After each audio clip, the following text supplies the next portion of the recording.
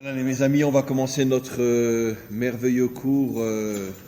Pas que le cours est merveilleux, mais que votre présence est merveilleuse. Et donc, on dit bonjour à Monsieur Attali qui vient d'arriver. Et juste une petite annonce. Nous avons avec nous le livre de Monsieur Ababou. Voilà.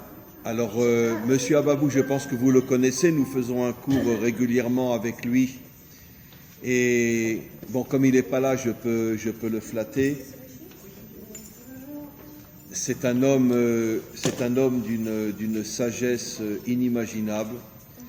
J'avoue que ça fait des décennies qu'on se connaissait, mais depuis qu'on a commencé les cours ensemble, j'ai découvert ce géant. Et quand vous le voyez, un homme anave, un homme humble comme ça, on ne pourrait pas imaginer qu'il a une connaissance à ce point inimaginable. C'est un ancien professeur de la Sorbonne. Il était pendant des années le conseiller de nombreux ministres en France. Après il a fait une vraie teshuva, il est venu en Israël, etc. Il a enseigné ici au Machon Lev. Et puis il a des connaissances de Torah absolument époustouflantes. Donc il vient de sortir un livre ici. Il coûte 70 shekels. Bientôt, il sera sur mon site aussi et sur mon Facebook. Voilà, il est là. Je vous conseille vivement de vous le procurer parce que c'est vraiment un livre en chinois, sous-titré japonais, oui. Oui. Et un peu d'italien aussi. En français, évidemment. Sinon, je ne vous le proposerai pas. Donc, un livre absolument fabuleux. Et donc, à la fin du cours, celles ou ceux qui sont intéressés, vous pourrez aller chez mon épouse et elle vous le proposera. Et vraiment, encore une fois, je vous le conseille car c'est vraiment un livre vraiment extraordinaire. Et d'ailleurs, il est en train d'en écrire un autre, cette fois-ci directement sur la Torah. Et ça vaut vraiment la peine de se le procurer. Voilà, on va commencer notre cours, mes amis. Un cours un petit peu difficile aujourd'hui. Je demande au maître du monde de m'aider à trouver les mots justes. On n'empêche pas les femmes de parler parce que c'est comme demander à l'eau de ne pas être mouillée. Mais... c'est incroyable, un miracle, elle se taise. Un miracle. Donc, quoi qu'il en soit, on va commencer notre... ça fait longtemps qu'on ne vous a pas vu. Très bien. Et donc, on va commencer notre cours aujourd'hui. Vous savez qu'on est dans la 6e semaine. Et la 6e semaine est par rapport à l'attribut divin qu'on appelle Yesod. Yesod qui veut dire fondation. La semaine prochaine, dernière semaine, la semaine par rapport à la Malchut. Et bien évidemment, notre prochain cours sera lundi, qui est Yom Yerushalayim. Donc bien sûr, on parlera de la Malchut, on parlera de Yerushalayim. Mais aujourd'hui, on est donc dans la 6e semaine par rapport à l'attribut de Yesod, qui veut dire les fondations. Et comme vous le savez, l'homme a été créé le 6e jour. Chaque jour de la création correspond à un attribut divin, comme en ce moment chaque semaine. Et l'homme a été créé le 6e jour. Alors évidemment, ce sont des codes, ce sont des métaphores. Je ne fais pas partie de ceux qui croient que le monde a été créé en 6 jours. D'ailleurs, la plus grande preuve qu'il n'a pas été créé en 6 jours, puisque la Lune et le Soleil ont été créés le mercredi. Donc il ne peut pas y avoir 24 heures le premier jour, deuxième jour, troisième jour, puisque la Lune et le Soleil n'existaient pas encore. Donc, je pense qu'aujourd'hui, avec les siècles et les millénaires, on a tous compris que la Torah est complètement codée, au point d'ailleurs que même le Ramban, Nachmanides, disait dans ses commentaires que vous pouvez voir sur les gros Chumashim, il dit « Je ne comprends pas pourquoi la Torah parle du Maaseh Bereshit, du récit de la création, parce que personne ne peut comprendre ce qu'elle dit. » Et il nous fait une allusion claire comme quoi il est absolument évident qu'on ne va pas être à ce point idiot d'imaginer que chaque jour de 24 heures, etc. Ce sont des codes.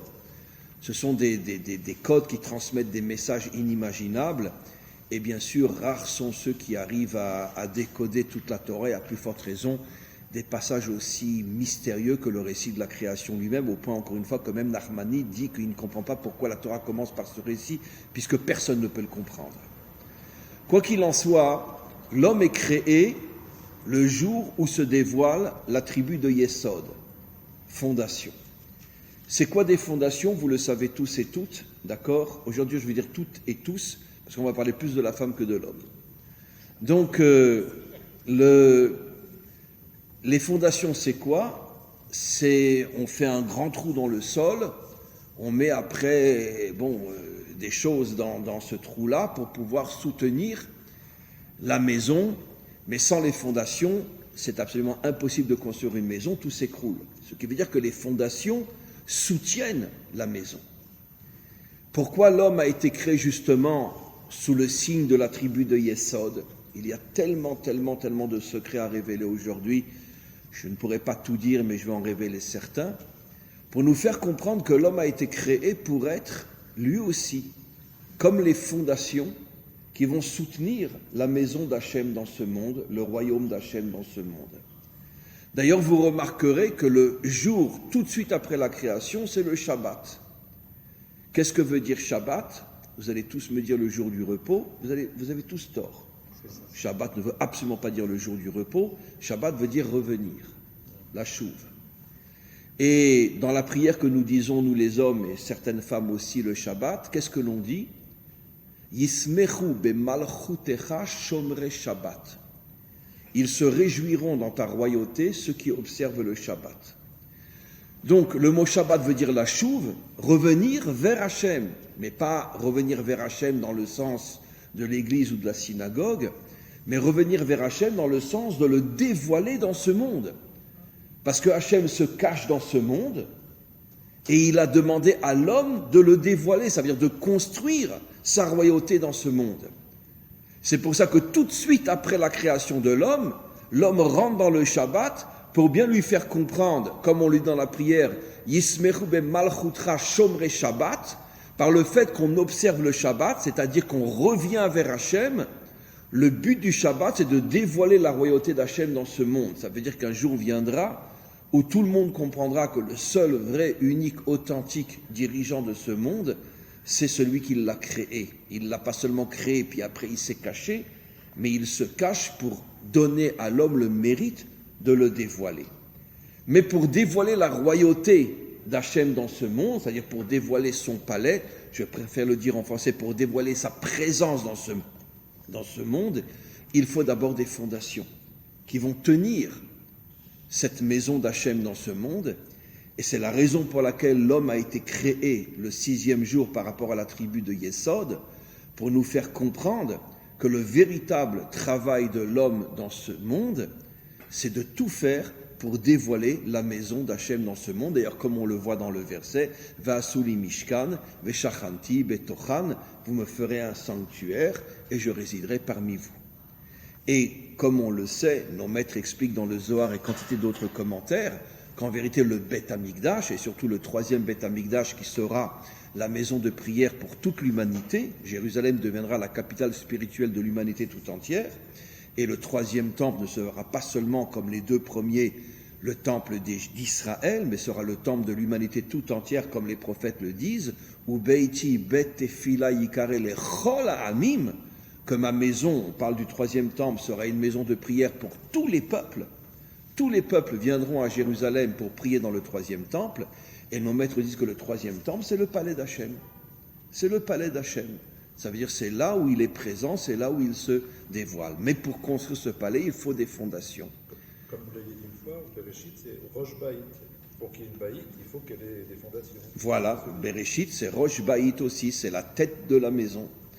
Et la maison, c'est bien sûr, c'est la maison d'Hachem. Mais on va bien sûr l'expliquer plus profondément dans quelques instants. Donc, encore une fois, pour conclure ce que je pourrais appeler l'introduction de ce cours, le travail de l'homme, c'est de tout faire pour dévoiler Hachem. Et qu'est-ce que fait l'homme depuis qu'il existe? Il fait tout le contraire. Il n'existe que pour se dévoiler lui-même. Le culte de l'ego, et moi, et moi, et moi. Et toi, le bon Dieu, reste à la synagogue, reste à l'église et fous-moi la paix. Très bien. Donc, j'exagère un petit peu, mais c'est vrai. Très bien. Donc, c'est comme ça que ça fonctionne. Depuis la faute de Adam, finalement, l'homme n'existe que pour lui-même. Le fric, les plaisirs, les femmes, les hommes, les ci, les ça, etc. Ça vient le culte de l'ego. Et toute l'histoire humaine est fondée sur, finalement, l'absolu contraire de ce pourquoi l'homme a été créé. L'homme avait été créé pour être la fondation de la maison d'Hachem, et finalement, il a refusé d'être une fondation, il a voulu se mettre en évidence, et laisser Hachem soit l'oublier complètement, soit le confiner à l'intérieur de la synagogue, et ça fait des millénaires que Hachem, finalement, il a le corona, et il est confiné dans toutes les synagogues depuis des millénaires. Voilà. Yesod, c'est Yosef. Oui, on va en parler justement. Yesod, c'est le sixième personnage qui est Yosef. On va en parler justement et on fera quelques allusions justement à ce qui s'est passé aussi à Méron, d'une manière beaucoup plus profonde bien sûr. Donc comme on le sait, chaque jour est par rapport à un des personnages bibliques connus. Premier jour Abraham, deuxième jour Yitzhak, sixième jour Yosef. Donc c'est très important aussi ce que dit notre ami, que l'homme est créé sous le signe de sixième jour, donc Yesod, mais aussi sous le signe de Yosef. Alors, qu'est-ce que c'est le Yesod? Pour rentrer un peu plus dans les détails. Finalement, les Yesodot sont complètement cachés. On ne les voit pas. On sait que c'est eux qui soutiennent la maison, mais on ne les voit pas. Quand quelqu'un achète un appartement ou achète une maison, il demande à voir les Yesodot, il demande à voir les fondations. Pas du tout. Ça ne l'intéresse pas. Lui, ce qui l'intéresse, c'est le salon, la cuisine, les chambres, etc. Le jardin, si c'est une maison. Mais les Yesodot, bon, il sait qu'il y a des Yesodot, mais ça ne l'intéresse pas. Vous imaginez ce que je suis en train de vous dire? Ça veut dire que l'homme a été créé pour être en même temps celui qui soutient tout, mais qu'on ne voit pas. Ça veut dire, comme il est dit au sujet de Moshe, ou Moshe, Aya Anav Mikol Adam. C'était le plus humble des hommes. Au point qu'on ne sait même pas où il est enterré. On ne sait même pas où il est enterré. La raison pour laquelle on ne sait pas où il est enterré, nos maîtres le révèlent. Vous savez pourquoi on ne sait pas où il est enterré? Parce que ça serait devenu sa tombe le plus haut lieu idolâtre du monde. Bien sûr. Donc Hachem savait très bien que si sa tombe était dévoilée, c'est pas seulement les Juifs qui auraient été... Le monde entier aurait été là-bas. Les musulmans aussi, parce que les musulmans reconnaissent Moshe. Dans le Coran, on parle de Moshe. On l'appelle Moussa. Mais ils ont beaucoup de vénération pour Moshe. Donc il y aurait eu les musulmans, il y aurait eu les Juifs, j'imagine beaucoup de chrétiens aussi, puisqu'ils s'enracinent malgré tout dans ce qu'eux appellent l'Ancien Testament. Donc ça aurait été vraiment le haut lieu de culte de toute l'humanité qui serait devenu un centre idolâtre inimaginable. Et comme on va le voir dans quelques instants... D'ailleurs, ils l'ont trouvé, la tombe. Hein. Oui. Elle existe. Sur la route de Jéricho, sur la droite, c'est la tombe de Moshe. Oui, ça m'étonnerait. Non, les Arabes disent que c'est la tombe de Moussa, mais non, il est enterré en Jordanie, il est enterré à Moab. La Torah dit clairement qu'il est enterré à Moab. Donc aujourd'hui, Moab, c'est la Jordanie. Bien sûr, il est enterré à Moab, il n'est pas enterré dans la terre d'Israël. Il est enterré de l'autre côté du Jourdain, il est enterré dans ce qu'on appelle aujourd'hui la Jordanie, pas très loin de Aaron. Par contre, la tombe de Aaron, on la connaît, il y en a qui y vont régulièrement. Mais par contre, la tombe de Moshe, on ne sait pas du tout où elle est. Et donc, et encore une fois, parce que sinon... Et celle du roi David, parce qu'en fait, le roi David n'est pas enterré... Il est enterré un peu plus loin que là où on va dans le caveau. Il est enterré un peu plus loin, et c'est difficile à expliquer, mais si vous sortez par derrière, oui. D'accord, il y a une sorte de terrain vague comme ça, oui. Et c'est là-bas qu'il est enterré. Il est enterré à peu près à 100-150 mètres de l'endroit où ils ont fait le caveau. Mais il est enterré là-bas, le roi David. Il est enterré là-bas. Il est enterré en vérité dans la terre qui a été prise par l'église arménienne. Voilà, il y a une église arménienne là-bas, la très grande église là-bas, et c'est dans ce terrain-là qu'est enterré le roi David. Et en vérité, ce qui s'est passé, c'est que quand on a voulu construire son tombeau, l'église arménienne a interdit de le faire dans son territoire, donc ils l'ont fait un peu plus loin. Mais on sait que là où nous on prie, c'est pas là qu'il est enterré. Il est enterré à peu près 200 mètres un peu plus loin, dans le terrain qui appartient à l'église arménienne. Voilà.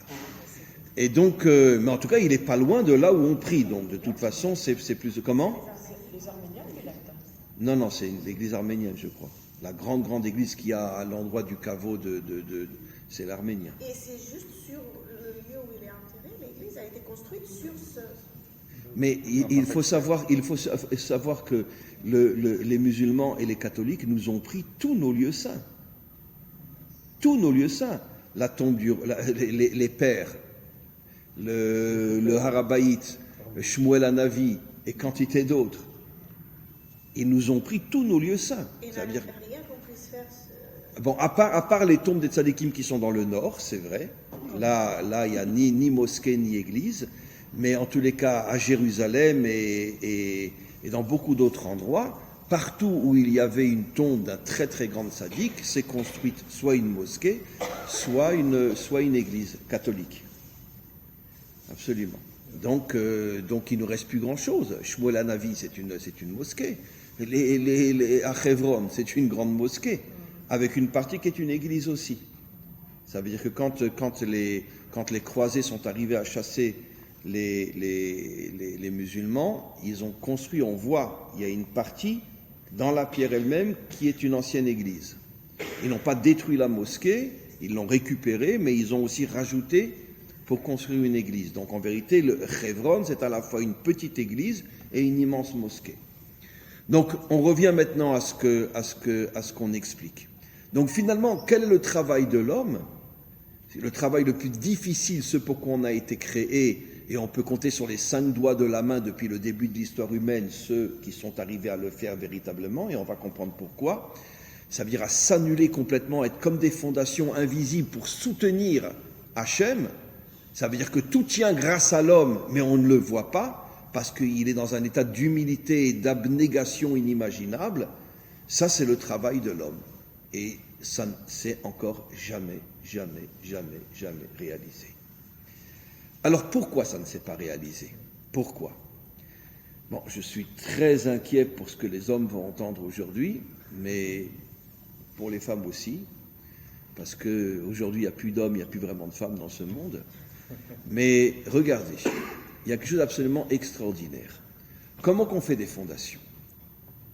On creuse d'abord un grand trou, d'accord? Et après, on met en français, des amoudim, des pilots qui vont soutenir la maison, d'accord? Les pilots, ils sont droits, d'accord? Et le réceptacle, il est creux. Maintenant, la maison, elle tient grâce à quoi? Véritablement. Elle tient grâce au trou qu'on a fait. Parce que si tu ne fais pas le trou, tu ne peux en aucun cas mettre les piliers qui vont soutenir la maison. D'accord? Comment s'appelle en hébreu biblique la féminité? Nukva, Nekev, un trou. D'accord? Et donc, qu'est-ce qu'on comprend de là? On comprend de là que le 6e jour, c'est pas que l'homme qui a été créé. La Torah le dit clairement. Zachar venekeva bara'a otam. Il a créé le 6e jour, le Zachar, la dimension masculine, et la dimension féminine, qui les deux sont sous le signe du Yesod, c'est-à-dire les fondations. Mais quelle est la partie des fondations la plus importante? La féminine. C'est la féminité, bien sûr. La preuve, c'est que supposons même qu'on ne met pas des piliers dans le trou, on peut malgré tout installer la maison en la faisant descendre à l'intérieur du trou et en mettant du sable en dessous. Mais quoi qu'il en soit, ce qui soutient véritablement, c'est le Kéli.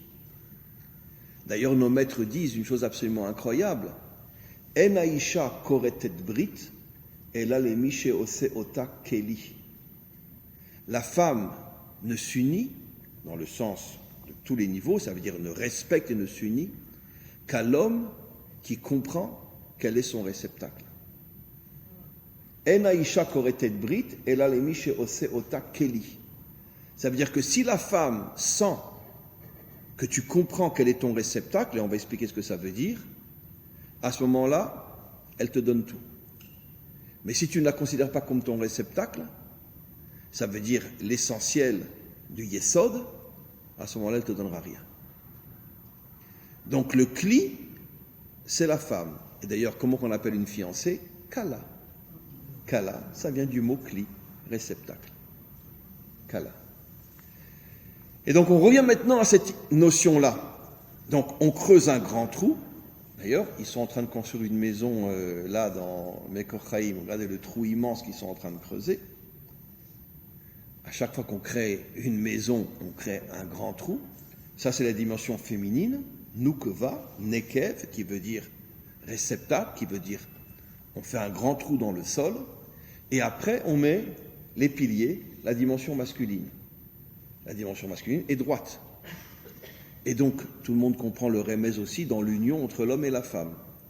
Mais quoi qu'il en soit au niveau de la construction, la femme est donc le réceptacle sans lequel rien ne peut être construit. Et la première chose qu'on construit, c'est d'abord le réceptacle. Le réceptacle précède l'homme. Ça veut dire que la dimension féminine est créée avant la dimension masculine. Mais le grand problème de la dimension féminine, c'est qu'elle est, dans son essence première, elle est complètement cachée. Au point que l'homme n'arrive pas véritablement à comprendre qui elle est et combien, d'une certaine manière, il lui doit tout. J'ai déjà rapporté cet exemple des milliers de fois où on nous dit que En abracha metsuya betor beito shel ha'adam ela bezchut ishto. La bénédiction ne se trouve dans la maison d'un homme que par le mérite de la femme. Alors, nous les mecs, on a du mal à comprendre ça. Pourquoi ? Parce qu'on travaille, c'est nous qui ramenons les 5 ou 6 000 ou 7 000 ou 8 000 ou 10 000 ou 11 000 ou 20 000 ou 30 000 euros par mois. Et je parle de la femme, bon, je ne parle pas de la femme moderne bien sûr, mais la femme, bon, elle est à la maison avec les enfants. D'accord ? Et comme j'ai expliqué déjà des milliards de fois, il y a des choses dont je ne me lasserai jamais de le répéter. Normalement, un homme, il rentre, si sa femme ne travaille pas, aujourd'hui tout a changé, mais si sa femme ne travaille pas, il rentre avec l'enveloppe dans laquelle il y a 10 000 euros, il les redonne à sa femme, lui dit « Merci ma chérie, est-ce que je pourrais avoir un peu d'argent de poche ?» Normalement, c'est comme ça que ça fonctionne. Vous connaissez beaucoup d'hommes qui fonctionnent comme ça ? C'est moi le mec. Attends, c'est moi qui ai ramené l'argent. Pourtant, nos maîtres disent, des millénaires avant la révolution féminine, En abracha metsuya betor beito shel ha'adam ela bezchut ishto. Toute ta bénédiction, ça vient par le mérite de ta femme. Pourquoi ? Parce que la femme, elle est comme ce trou, qui est l'essentiel des fondations. Ça veut dire que sans elle, il n'y a pas de maison, il n'y a pas de fondation, il n'y a rien. Seulement le grand problème de la dimension féminine, c'est qu'elle dégage des énergies inimaginables, mais elles sont voilées, elles sont cachées. L'homme ne le voit pas. Parce que l'homme, il voit qu'il est dans son bureau et qu'il travaille, qu'il ramène 10 000 euros par mois. Mais comment il peut imaginer que sa réussite vient des énergies de bénédiction que sa femme lui envoie ? Il ne les voit pas, il ne le ressent pas, il ne le sait pas. Voilà. Comme d'une certaine manière, on pourrait presque oser dire que quand la maison, elle repose sur les piliers. Personne ne va dire elle repose sur le trou. Mais d'un autre côté, sans le trou, il n'y a pas les piliers. Donc, c'est quand même le trou qui fait que les fondations peuvent exister. Et donc, la femme dégage des énergies inimaginables qui font que si l'homme réussit, j'ai pris l'exemple uniquement de l'exemple matériel, mais en fait, c'est dans tous les domaines. Dans tous les domaines, c'est pour ça que nos maîtres nous disent Adam she'enu isha, eno Adam. Un homme qui n'a pas de femme n'est pas un homme. C'est une créature, c'est une chose, mais c'est pas un homme. Pourquoi ? Parce que qui fait de lui un homme, c'est la femme.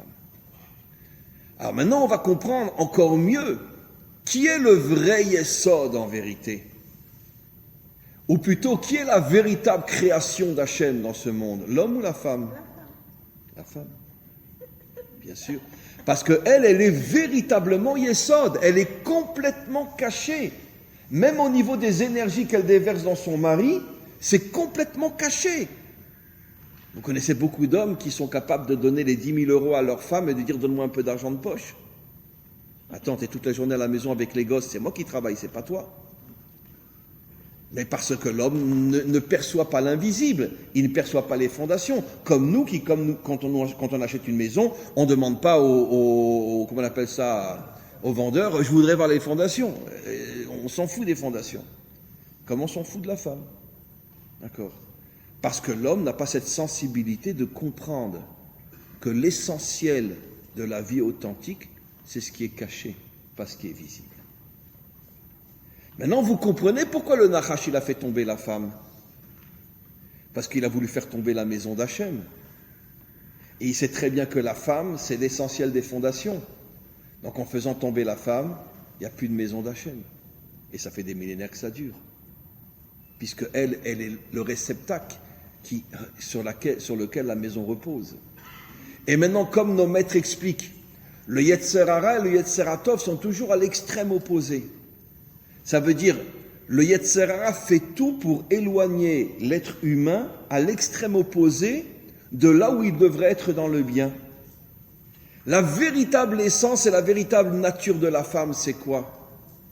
C'est d'agir de la manière la plus cachée. Ce qu'on appelle en français la pudeur. Qu'est-ce que le Nachash, il a fait de la femme? C'est l'être, aujourd'hui dans le monde moderne, et toujours utilisé par l'homme de cette manière-là, la plus dénudée, la plus visible, la plus dévoilée. À l'extrême opposé de sa véritable dimension. La femme était censée représenter les fondations du monde, plus encore que l'homme. Et qu'est-ce qu'a fait le Nachash? Le Nachash l'a transformée et l'a amenée à l'extrême opposé de ce qu'elle aurait dû être, pour qu'elle ne puisse plus du tout être des fondations, puisque quand tu sors dans la rue, qu'est-ce que tu vois, surtout en été? Tu ne vois que des femmes à moitié nues. Donc l'extrême absolu contraire de ce qu'est l'essence véritable de la femme. Pourquoi? Pour qu'il n'y ait pas de fondation et pour qu'il n'y ait pas de maison d'Hachem. Oui. Quand même un truc qui est bizarre. Avant l'intervention du Nachash contre la femme, pour qu'elle chute et qu'elle devienne ce qu'elle est devenue, sans fondation. Mais avant ça, puisqu'elle était censée être le réceptacle de tout ce qui est création, mais le rôle de l'homme, il était quoi de cette manière? Avant Nachash, dans la maison. Le rôle de l'homme est résumé par nos maîtres d'une manière extraordinaire. Je l'ai souvent rapporté aussi. Adam chayav le'ov et ishto kegufo ou lechabda yoter megufo. Traduction en française d'après le sens. Un homme doit aimer sa femme comme lui-même et la respecter encore plus que lui-même. Ça veut dire quoi concrètement? Je vais expliquer d'après le pshat et après d'après le sod. D'après le pshat, il y a un conflit entre l'homme et la femme, d'accord? Ok, tu as raison ma chérie, ça va. Allez, on fait la paix. Même si je sais qu'elle a tort. Pourquoi? Je dois la respecter plus que ce que je me respecte moi-même. Ça veut dire quoi? Concrètement parlant, l'homme doit faire comprendre à sa femme qu'il est conscient que toute la réussite de la maison vient d'elle. Non, au contraire, il est actif dans cette reconnaissance qu'il renforce de plus en plus au fur et à mesure que la réussite du couple et de la famille est de plus en plus grande. Au contraire, ça ne fait qu'évoluer. Ça veut dire que la vraie dimension de l'homme, il y en a un demi par génération, des hommes comme ça. La vraie dimension de l'homme, c'est de toujours faire sentir à sa femme que sans toi, je n'existe pas. C'est ce que nos maîtres nous disent, un homme qui n'est pas marié n'est pas un homme, il n'existe pas. Donc c'est un travail permanent, et un travail qui n'est pas facile, surtout dans le contexte, on pourrait dire, historique jusqu'à la révolution moderne, où les femmes aujourd'hui travaillent et sont indépendantes, mais jusqu'à il y a encore 100 ans, une femme qui est toute la journée à la maison et l'homme qui est toute la journée dehors et celui qui se casse la tête pour nourrir sa famille, comment voulez-vous qu'un homme reconnaisse que sans son épouse, il n'a rien? C'est très difficile, c'est impossible. Parce que lui, il vit dans un monde visible et il ne voit pas toutes ces énergies que sa femme lui envoie.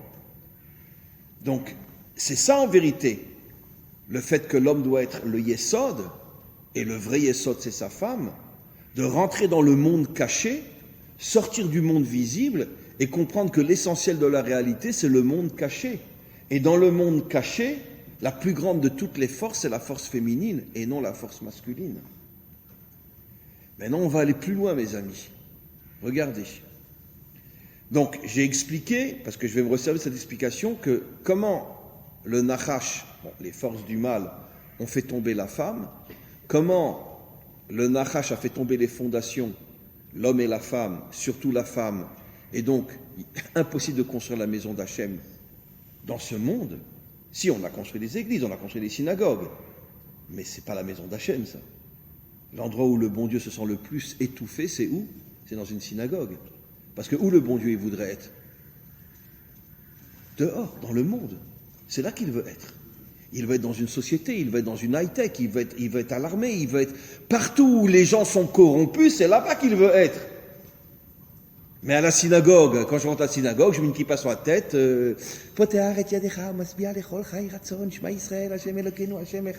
mais quand je ressors et je rentre dans mon bureau, je suis comme tout le monde, hein, allez, je te crève, hein, d'accord. Donc, alors évidemment que Hachem, quand il nous voit rentrer à la synagogue, il a envie de nous étouffer. Pourquoi? Parce qu'il dit, mais arrêtez d'être hypocrite.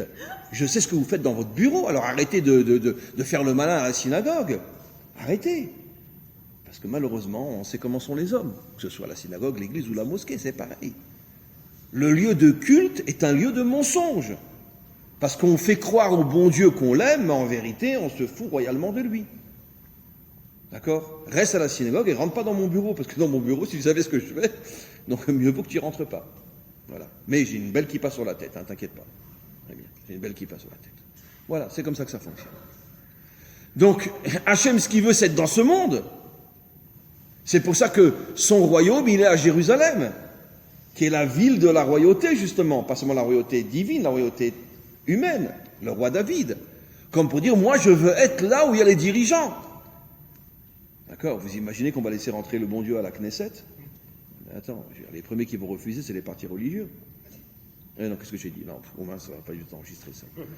Et donc, évidemment, c'est les premiers qui vont refuser. Attends, reste à la synagogue, ici, on est là pour le fric. Non, qu'est-ce que j'ai dit? Mais arrête, Raïm. Et donc, voilà. Donc, c'est comme ça que ça fonctionne. Très bien. On continue. Ça va aller beaucoup plus loin. Comment qu'est appelée la femme par rapport à l'homme? Ezer kenegdo.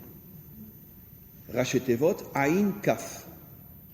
Aïn Kaf, Gematria, 70 et 20, 90. 90, c'est la Gematria de quelle lettre? Tzadik. Oh là, maintenant je comprends pourquoi nos maîtres nous disent que la Géoula viendra par le srout Nashim Tzadkaniyot. Une femme, c'est pas un tzadik. Rabbi Shimon Bar Yochai, c'est un tzadik. Le Baal Shem Tov, c'est un tzadik. Rabbi Nachman, c'est un tzadik. Le Rabbi de Lubavitch, c'est un tzadik. Une femme, c'est une bonne cuisinière, une bonne maman, une bonne épouse. Mais je veux dire, elle n'est pas tzadik. Pourquoi nos maîtres utilisent cette expression Nashim Tzadkaniyot? Et là, on va comprendre quelque chose de très dur. En vérité, le vrai tzadik, c'est la femme. La vraie femme. S'il y en a encore. La vraie. Pourquoi? Comment est appelé le tzaddik par nos prophètes? Tzaddik, Yesod Olam. Le tzaddik, c'est les fondations du monde. Et c'est quoi les fondations? C'est ce qu'on vient d'expliquer. Quelque chose qui est complètement caché. D'accord? Alors, ça, je ne vais pas enregistrer ce que je vais dire. Alors, je ferme pendant l'enregistrement. D'accord? Mais dites-moi, c'est quoi un vrai tzaddik? Un vrai de vrai? C'est ceux qu'on voit, c'est ceux qu'on va visiter, c'est ceux à qui on demande des brachot. Non. Nos maîtres nous disent, dans chaque génération, il y a 36 tzadikim cachés que personne ne voit, que personne ne connaît, et c'est eux qui maintiennent le monde. 36 tzadikim nistarim, qui ne se montrent pas, qui ne se dévoilent pas, qu'on ne connaît pas. Pourquoi? Pourquoi 36? Parce que c'est l'Amed Vav. Et l'Amed, c'est le chiffre de la Malchut, de la royauté d'Hachem, comme il est dit, à Malchut Niknet Beshloshim Ma'alot, la Malchut se dévoile grâce à 30 qualités, mais je ne vais pas expliquer maintenant, et le Vav fait allusion justement au Yesod, le 6e jour, Yesod, l'union entre Yesod et Malchut. Ça veut dire que le tzaddik, il dit à Hachem, je suis là pour que tu te dévoiles. Mais pour que tu te dévoiles comme une maison, il faut que moi je sois complètement caché. Sortez les mouchoirs, c'est trop beau ce que je dis.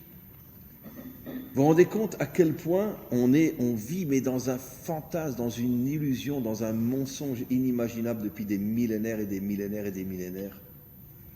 Le vrai tzaddik niznomet, c'est le tzaddik nistar, celui qui est dans notre génération, mais que personne ne le connaît. Et ça peut être des hommes et des femmes. Ça peut être des hommes et des femmes, et je vais en parler de ça dans quelques instants. Vous avez deviné quelque chose de très important. Et pourquoi c'est le vrai tzaddik nistar? Mais comme la femme. Elle est complètement nistérée, puisque c'est elle qui envoie la bracha à son mari, et son mari le voit. C'est elle qui fait de lui un homme, son mari le voit. Non, je suis devenu un homme parce que j'ai de l'argent, parce que je fais du sport, parce que je suis en bonne santé. D'accord? Non. Comment il va reconnaître que tout ce qu'il est, c'est elle qui l'a construit? Donc la femme est un tzaddik nistar. C'est pour ça que nos maîtres disent tzadkaniyot, tzaddik nistar. Ezer kenegdo, Gematria 90, tzaddik. Tzaddik. Et pourquoi le tzaddik est appelé tzaddik yesod olam? Ça fait allusion, comme vous avez dit, ça fait allusion à la femme. La femme est le véritable tzaddik de ce monde, la femme authentique, parce qu'elle dégage des énergies cachées qui soutiennent le monde. Et malheureusement, l'ego qui, lui, ne croit que ce qu'il voit, ne peut pas accepter que c'est ces énergies cachées qui soutiennent la création tout entière. La femme est l'avenir de l'homme. La femme est l'avenir de l'homme, bien sûr, absolument. Ben, c'est marqué clairement, entre autres, le roi Salomon, la femme est appelée la couronne de l'homme, d'accord? Ça veut dire que quand un jour l'homme sera roi, ça sera grâce à qui? Grâce à la femme, puisque c'est elle qui posera la couronne sur sa tête. Donc on vit dans un monde complètement méboulbal, complètement faux. La femme au foyer, la femme à la cuisine, voilà. Et ces 36 tzadikim cachés, ils sont partout dans le monde. Alors la Gemara dit que la majorité sont en Israël et les autres éparpillés partout là où les Juifs sont en galoute. Mais la majorité est toujours en Israël. Ça veut dire que dans toutes les générations, il y avait, sur les 36, on va dire, il y avait 20 peut-être, qui étaient en Israël, mais cachés complètement, et le reste, un en Ukraine, un au Maroc, etc., etc. Mais les 36 tzadikim cachés, nos maîtres nous disent, c'est eux qui soutiennent l'humanité tout entière, pas seulement le peuple juif, c'est grâce à eux qu'on a pu traverser l'histoire, mais personne ne sait qui ils sont. Personne ne sait qui ils sont. Maintenant, vous allez comprendre quelque chose d'absolument extraordinaire. Mashiach ben Yosef et Mashiach ben David. Mashiach ben David, on va le voir. D'accord? Même son âne, on le verra. D'accord? On ne sait pas s'il est en chasse Farad ou Ashkenaz, ça on verra déjà. Mais en tous les cas, on le verra. Très bien. Mais pourquoi on ne voit pas Mashiach ben Yosef? Parce qu'il est caché. Voilà. Parce qu'il est Yesod Olam. Parce qu'il est caché. Pourquoi, dans toute notre tradition, on sait qu'on verra Mashiach ben David, mais on ne verra pas Mashiach ben Yosef? Parce que Mashiach ben Yosef représente la dimension féminine, et Mashiach ben David représente la dimension masculine. Mais le problème, c'est que Yosef a fait une très grande faute, quand il était jeune, quand il avait 17 ans, que nous supportons jusqu'à aujourd'hui. Quel a été le fond de la dispute entre Yosef et David? C'est que d'une certaine manière, Yosef a refusé d'être caché. Dans ses rêves, qu'est-ce qu'il a vu? Vous vous prosternez tous devant moi. Si je suis un tzaddik caché, si je suis vraiment les fondations du monde, comment vous pouvez vous prosterner devant moi, puisque vous ne savez pas qui je suis? Et il a dit, je vous vois, vous êtes les étoiles qui vous prosternez devant moi, ou vous êtes les épis de blé qui vous prosternez devant moi, et moi je suis au milieu. C'est-à-dire, quelle a été la faute de Yosef? C'est que Yosef, à 17 ans, il est tombé, d'une certaine manière, dans le problème de l'ego. Bon, ne soyons pas choqués. Il n'y a pas un homme qui ne tombe pas dans le problème de l'ego. Même David, quand il a vu Bathsheba, s'il avait attendu, il aurait dit, parce qu'il a reconnu qu'elle était son vrai zivoug, mais elle était mariée.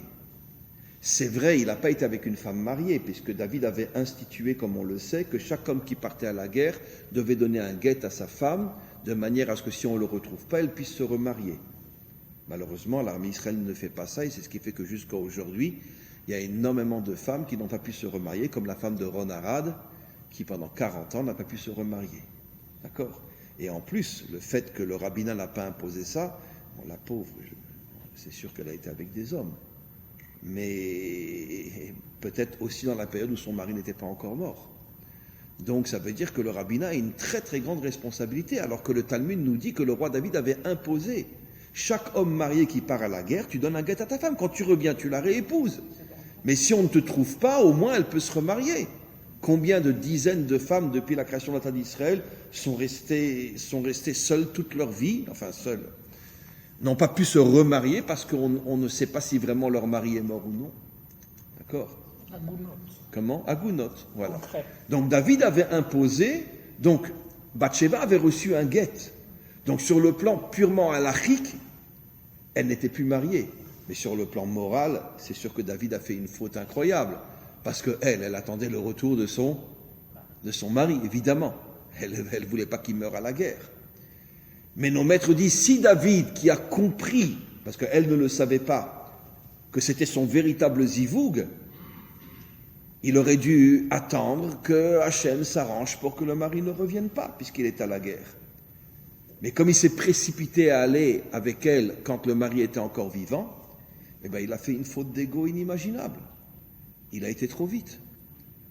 Donc, il faut qu'on arrête une fois de diviniser l'homme. Aussi grand soit un homme, le roi David, Yosef, il y a des moments, comme le dit d'ailleurs le roi Salomon, Shiva yipol tzadik vekam, 7 fois tombe le juste jusqu'à ce qu'il se relève. Même le juste tombe. C'est ce qui fait la beauté du... Comment ? C'est ce qui fait la beauté du judaïsme. C'est pour ça qu'on sent vraiment qu'il y a une réalité. Mais oui, parce que nous, il y a... On n'a pas de personne... Oui, on refuse totalement de diviniser l'homme. Mais ça a été la faute de Yosef. C'est que Yosef, d'une certaine manière, qui était censé représenter la dimension féminine, c'est-à-dire les fondations complètement cachées, qui soutiennent tout mais personne ne le voit, lui a voulu se mettre en évidence et il a créé, d'une certaine manière, l'extrême absolu contraire de ce qu'est le tzaddik. Le tzaddik doit être caché, il doit être humble et il a voulu se mettre en évidence pour que tout le monde se prosterne devant lui. Vous voyez ? Il y a eu dans notre génération, vous savez qu'il y a un nouveau Zohar qui est sorti avec un nouveau commentaire qu'on appelle le Matok Midvash. Matok Midvash, doux comme le miel. Et ce Rav-là, qui a écrit ce commentaire, à mes yeux, et on est des centaines de milliers à le dire, c'est le plus grand commentaire du Zohar jamais écrit sur terre. Et c'est vraiment avec ce Zohar que le Mashiach libérera le monde, avec son commentaire à lui. C'était un homme qui était un tzaddik inimaginable, qui était fréquenté par les plus grandes tzaddikim de la génération. Personne ne le savait. Lui était complètement caché, le Rav Frisch. Le Rav Frisch, d'ailleurs il a été déporté pendant la guerre, il était à Buchenwald, et il s'en est sorti d'une manière complètement miraculeuse. Il a perdu sa femme, ses enfants, il s'est remarié après la guerre. Il vivait à Meacharim. Mais quand tu le croisais dans la rue, tu avais envie de lui donner la tzedaka. Vraiment, un type complètement caché. Et après sa mort, on a dévoilé le Zohar qu'il avait écrit toute sa vie. Et aujourd'hui, le Zohar, ce Zohar-là, il est partout, partout, partout. Matok Midvash. On ne trouve que ce Zohar aujourd'hui. Il a vécu jusqu'à l'âge de 90 et quelques, complètement caché toute sa vie. La dimension féminine authentique, Yesod Olam. Yosef, lui, il a fait exactement le contraire de ce pourquoi il avait été créé. C'est ce qui lui a valu de descendre en Égypte, toutes les épreuves qu'il a eues, 12 ans de prison, dans une prison égyptienne il y a 4000 ans, vous imaginez, etc. Déjà aujourd'hui, combien de temps il a vécu, Moursian, dans la prison égyptienne ? 1 an et demi, il a tenu. Très bien, donc imaginez, il y a 4000 ans. D'accord ? C'est impossible de tenir dans une prison égyptienne ou syrienne. Il te tue tout de suite. Comment ? Oui, parce qu'après, il a fait tchouva, et Shiva Yepol Tzadik. Évidemment qu'il est devenu un tzaddik authentique, évidemment. Mais ce que la Torah nous apprend, c'est que arrêtons de croire que l'homme, il est tzaddik dès sa naissance. Non, ça se construit. Et il a compris ça. Mais il a reconnu ses fautes, il a reconnu ses erreurs. Parce que justement, il sentait qu'il avait en lui une dimension inimaginable et il a voulu tout de suite se mettre en évidence. Qu'est-ce que la Torah veut nous faire comprendre, mes amis ? C'est qu'en vérité, depuis la faute de Yosef Hatzadik, Les vrais tzadikim ne sont pas à leur place. Ils se mettent tous en évidence. Ils ont tous derrière eux des mouvements inimaginables, de gens qui les adulent, d'accord? Le rabbi a dit, le rabbi a dit, le tzadik a dit, le tzadik a dit. Alors qu'un vrai tzadik, il devrait n'avoir aucun mouvement, aucun élève, ne pas être connu et être complètement caché. D'accord? Je vais dire quelque chose de très grave, de très très grave. D'accord? Et je demande pardon à Hachem, et surtout je demande pardon à Rabbi Shimon Bar Yochai, qui lui n'est absolument pas responsable de ce que je vais dire. Combien de personnes vont sur la tombe de Rabbi Shimon Bar Yochai à Méron? Entre 1,5 million et 2 millions. Vous avez déjà vu 2 millions de personnes en une journée qui vont au Kotel? À l'endroit où est la Shrina, à l'endroit où est Hachem? Je vous pose une question qui me rend fou, qui me déchire, qui me rend fou, Pourquoi sur la tombe d'un tzaddik, il y a 1 million de fois plus de monde qu'à l'endroit où disent nos maîtres dans le Zohar, Lo zaza shrinta me kotel ha'ma'aravi me as chorban bet hamikdash. La shrina n'a jamais bougé du kotel ha'ma'aravi depuis la destruction du temple. Combien qu'on arrive au kotel? Allez, même pendant les slichot, 5 000, 10 000, 15 000. Comment? Même, bien pas 500 000. À Méron, jusqu'à 2 millions en 24 heures. 1,5 million sûr. Je ne comprends pas. Pourquoi le tzaddik serait plus honoré que Hachem lui-même? Pourquoi? Eh bien, c'est la faute de Yosef. C'est la faute de Yosef qui est perpétuée jusqu'à aujourd'hui. Vous verrez qu'autour de chaque tzaddik se crée un mouvement, des centaines, des milliers, des dizaines de milliers de personnes. Le tzaddik a dit. C'est quoi le tzaddik a dit? Hachem a dit. C'est quoi le tzaddik a dit? Et donc, comment on change ça? Comment on change ça? Comment on change ça? On va y arriver. D'accord? Vous savez comment on change ça? Je vais vous expliquer. C'est que l'épouse, elle prend son mari, elle lui dit, d'accord, t'arrêtes ou je te cogne. Voilà.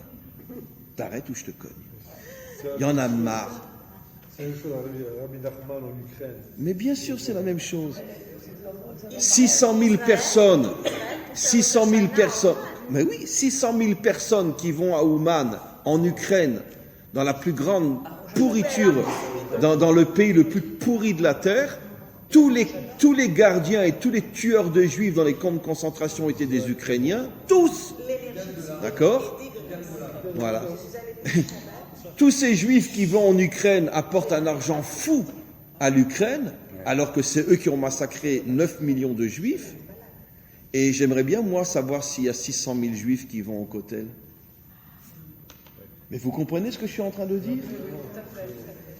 Mais tout a commencé avec le fait que le tzaddik a refusé de rester caché, Yosef, comme d'une certaine manière la femme aujourd'hui qui refuse d'être pudique. C'est la même faute, c'est le même chemin. D'accord? Quand je dis pudique, je ne dis pas être voilé qu'on voit que les yeux. Au contraire, vous savez ce que nos maîtres nous disent. Et c'est assez contradictoire, mais justement parce qu'ils parlent de la vraie pudeur. Nos maîtres disent, d'accord, que la belle femme n'a été créée que pour les Talmidei Chachamim. Comment ils osent dire une chose pareille? La belle femme a été créée pour les Talmidei Chachamim, pour les hommes de Torah. Ben, un homme de Torah, qu'est-ce qu'il en a à faire d'une belle femme? Non. C'est pour nous faire comprendre que la pudeur, c'est pas que je me cache complètement. D'accord? Mais je ne montre pas ce qui est interdit de montrer. Mon visage, j'ai le droit de le montrer, d'accord? Eh bien, nos maîtres nous disent, excusez-moi mesdames, n'écoutez pas ce que je vais dire, que toutes les femmes étaient comme des guenons devant Sarah, et Sarah était comme une guenon devant Chava. Ça veut dire que Adam avait la plus belle femme du monde. Parce que c'était au départ un Talmid Chacham. C'était un homme de Torah. Et nos maîtres nous disent que la femme de Rabbi Meir, Brouria, d'accord? Et les hommes devaient se forcer à ne pas la regarder, tellement elle était belle. La femme de Rabbi Akiva, Rachel, paraît-il, elle était splendide. Pourquoi? pour nous faire comprendre que chez nous, la pudeur, c'est pas cache-toi, on veut pas te voir. Non, chas v'shalom. La pudeur, c'est ne montre pas les parties de ton corps qui ne sont que pour ton mari. Un point, c'est tout. Mais là où tu peux montrer que tu sois la plus belle, c'est pas un problème. Ton visage, etc. C'était aussi le problème aussi des Hébreux pendant la sortie d'Égypte, c'est-à-dire la place de Moshe et la place d'Hachem, en fait. Considérer qui était à l'origine des miracles, et c'est ce qu'on a reproché à Moshe au Mémériba, à son niveau, nous, qu'est-ce qu'on est, mais lui, à son niveau, de taper au lieu de parler, c'est donner un pouvoir surnaturel. Finalement. Absolument. Et d'ailleurs, nos maîtres disent, pour confirmer l'extraordinaire remarque que vous faites, que c'est la raison pour laquelle il est répété 50 fois dans la Torah « Je suis Hachem qui t'est sorti d'Égypte », parce que tout Israël pensait que c'est Moshe qui les a sortis d'Égypte. D'accord ? Comme l'exemple fabuleux que je rapporte constamment, d'accord ? Vous apportez comment on dit, un chipoutnik, un travailleur chez vous à la maison, il vous fait des travaux fabuleux, et quand vous rentrez le soir à la maison, vous voyez, oh là là là là, où est ton marteau, où est ta scie, où est ton pinceau, je veux les embrasser. L'autre, il lui dit, mais attends, ça va pas, c'est moi qui ai travaillé, c'est pas le marteau. Ah mais le marteau. Voilà. Moshe, ce n'est qu'un instrument entre les mains d'Hachem. Comme le Mashiach, ce n'est qu'un instrument entre les mains d'Hachem. Mais le véritable acteur, c'est Hachem. Il a des instruments fabuleux, comme Moshe, comme Rabbi Akiva, comme le Mashiach, comme David Ameler, c'est des instruments de folie. Mais ça reste des instruments. Et malheureusement, quelle est la mission, mes amis, du Ham Israël, de dévoiler la royauté d'Hachem?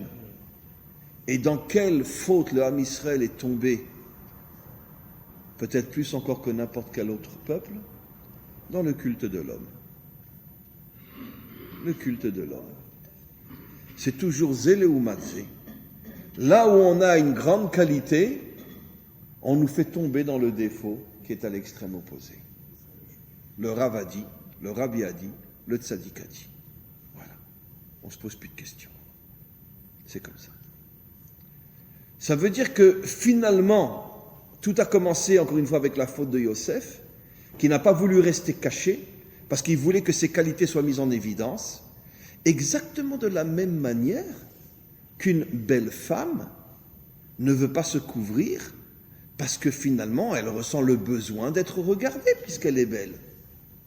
Eh bien, sur le plan physique, c'est exactement la faute des tzadikim, de ne pas supporter de rester caché, que personne ne les connaît, et de se mettre en évidence, et c'est ce qu'on appelle le culte de l'homme. Et on dit que le Mashiach va faire teshuva au tzadikim. Et c'est pour ça qu'on dit que le Mashiach fera faire... Et c'est pour ça qu'il viendra sur un âne et pas dans une Rolls Royce. Il viendra sur un âne. Parce que pour bien nous faire comprendre qu'il est rien. Mais je me demande comment il va faire un truc pareil. Comment? Comment il va faire un truc pareil? Alors, justement, c'est la dernière partie de mon cours, oui.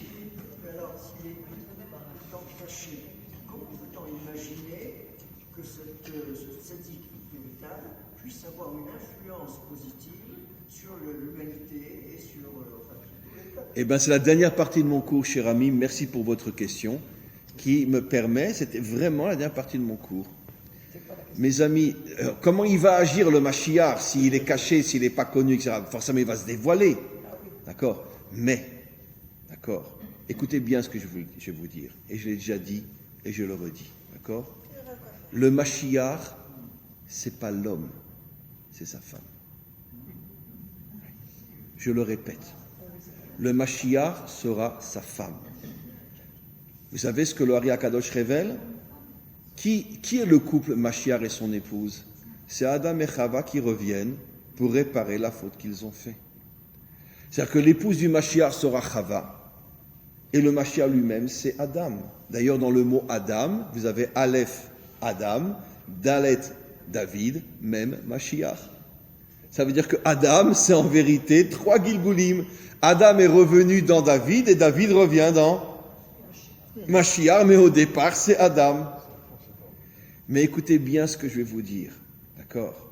Évidemment qu'il va se dévoiler le Mashiach, mais écoutez-moi bien. À chaque fois que tous les idiots sur terre vont venir, y compris chez nous, vont dire Mashiach, Mashiach. Qu'est-ce qu'il dira le Mashiach? Arrêtez, bande d'idiots, d'accord? Toutes mes forces, c'est pas de moi, c'est de mon épouse. Où elle est? Où elle est? Où elle est? Où elle est? Comme les anges ont demandé à Abraham, et où elle est Sarah? Et qu'est-ce qu'il a répondu? Elle est dans la tente, elle veut pas se montrer. Ah, j'ai envie de pleurer quand je dis ça, parce que c'est tellement fort, c'est tellement beau, c'est tellement inimaginable. Ça veut dire qu'en vérité, que les anges comprennent que tout ce qu'Abraham est, c'est Sarah. Ils disent, mais où elle est? On veut la voir. Laissez-la tranquille, elle est dans la tente. Elle sait tenir sa place. C'est une source d'énergie cachée, elle n'a pas envie de se montrer. Mais moi, ce que je suis, c'est elle. Et bien, c'est ce qui va se passer avec le Mashiach. C'est sûr que le Mashiach va se dévoiler. Mais en vérité, le vrai Mashiach, c'est toutes les énergies cachées qu'il recevra de son épouse. Comme c'était d'ailleurs le cas entre Adam et Chava. Pourquoi Chava a été créée? Qu'est-ce que dit la Torah? Lotov eyot Adam levado. Il n'est pas bon que l'homme soit seul, mais ça c'est le pshat, c'est la traduction grecque. Le mot tov, comme disent nos maîtres, quand on le voit pour la première fois dans la Torah, quand la lumière a été créée. Donc le mot tov signifie lumière, d'après le sens profond. Il n'est pas tov que l'homme soit seul, un homme sans femme n'a aucune lumière. Ce qui veut dire que toute la lumière du Mashiach viendra de qui? Viendra de son épouse. Et lui, il aura la force, l'honnêteté de le dire. Et quand on viendra lui cirer les bottes, il dira arrêtez. Toute cette période du culte du tzaddik, elle est finie. Maintenant, vous devez comprendre que nous, les hommes, nous portons une couronne sur notre tête. Qui fait de nous un roi? Mais c'est mon épouse. Donc il n'est pas le Mashiach, c'est Comment? son épouse qui va faire de lui le Mais Mashiach. évidemment, absolument. Et pour conclure, je dirais, malheureusement, le mouvement l'a beaucoup falsifié. Mais qui a reconnu après le décès de son épouse que tout ce qu'il était devenu, c'était grâce à elle? Le Rabbi Lubavitch, qui a fait un Mahamar inimaginable où il explique que tout ce qu'il a été, c'est grâce à elle. Alors c'est sûr que les chassidim, sur le moment, ils ont pris un sacré coup, parce que le rabbi, et la femme, on la voyait jamais. La femme, on la voyait jamais. Elle venait jamais au 770. Elle ne faisait même pas ses courses à Cronite. Elle voulait pas qu'on la voie. Je vais vous étonner. Elle travaillait dans une bibliothèque non juive.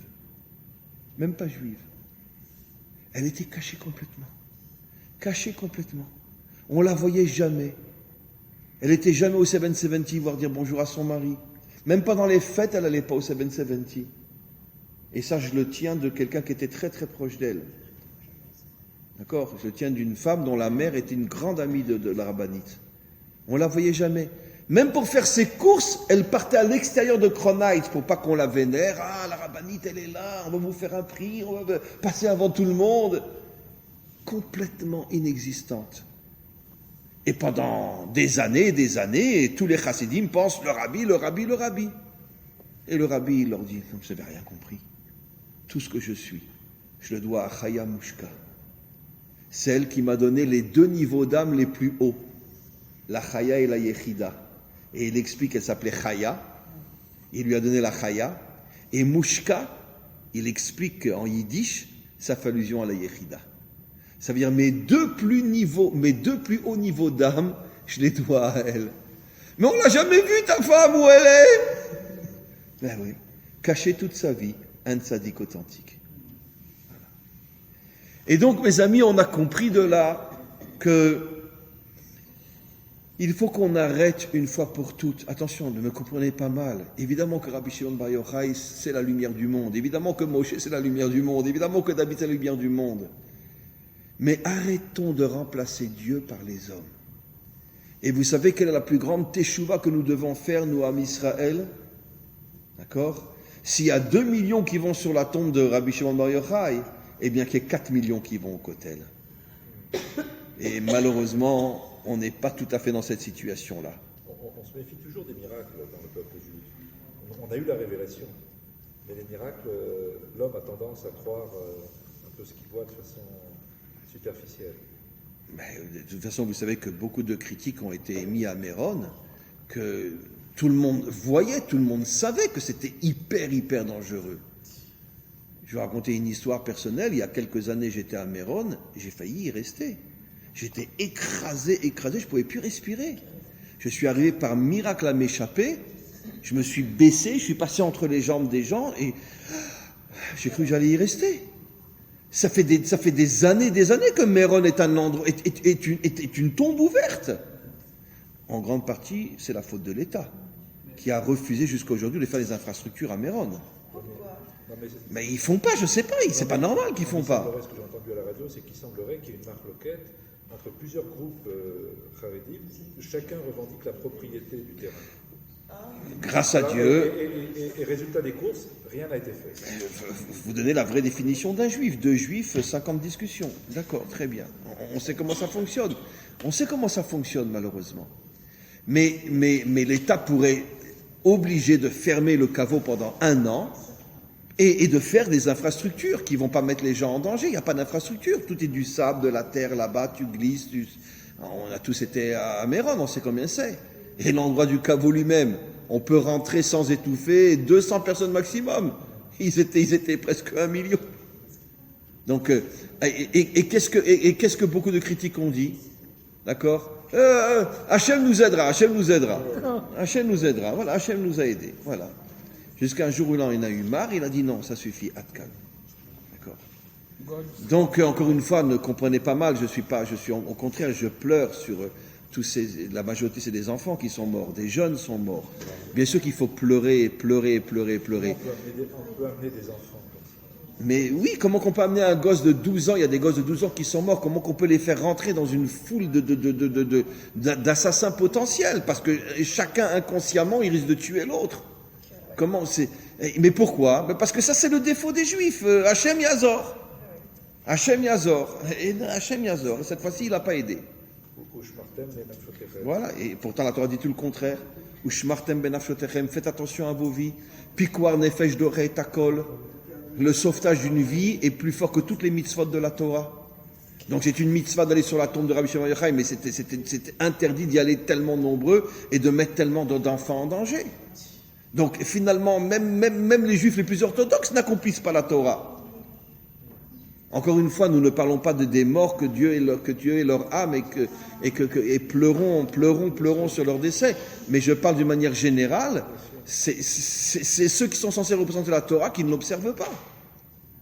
Puisque tout le monde sait que c'est un danger inimaginable d'être tellement de personnes dans un endroit si petit et si mal conçu, sans infrastructure, sans rien. Vous comprenez?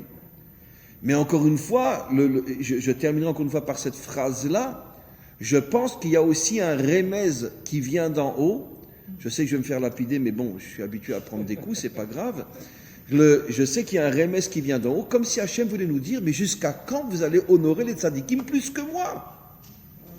C'est pas normal que 600 000 personnes partent dans la plus grande poubelle de l'histoire en Ukraine et qu'il n'y ait pas 600 000 personnes au kotel. C'est pas normal que 2 millions se retrouvent chez Rabbi Shimon Bar Yochai et qu'on en arrive à 10 000 personnes maximum au kotel. Une fois par an. Comment? C'est pas normal. Donc je pense que Hachem a voulu faire un remèze comme quoi arrêtez de vénérer les hommes puisque vous me vénérez moi-même. Oui. Dans un camp de concentration, par exemple, comme Sobibor, il n'y avait que 25 nazis et quelques centaines d'auxiliaires ukrainiens. Oui. Les nazis étaient... Mais ils ne touchaient pas les juifs, les nazis. Sauf Mengele, etc. Les minorités, ils donnaient les ordres. Mais évidemment. Et c'était les auxiliaires ukrainiens qui... Ceux qui ont tué les juifs dans les camps étaient des Ukrainiens.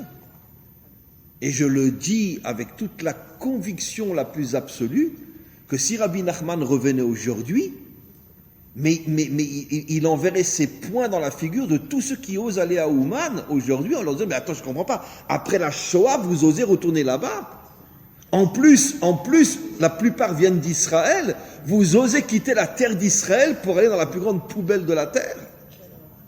Mais je suis sûr qu'ils deviendraient fous. Ils deviendraient fous. D'accord? Voilà. Ils laissent leurs femmes et leurs enfants. Et puis, bon, arrêtons de critiquer, Hachem, pardonne-moi, etc. Mais il faut comprendre il faut qu'on arrive à comprendre une fois pour toutes que dans notre peuple, il y a des défauts gigantesques, inimaginables, qu'il faut absolument corriger pour mériter la délivrance finale. Comprenez? Amen vechen yiratzon. תודה.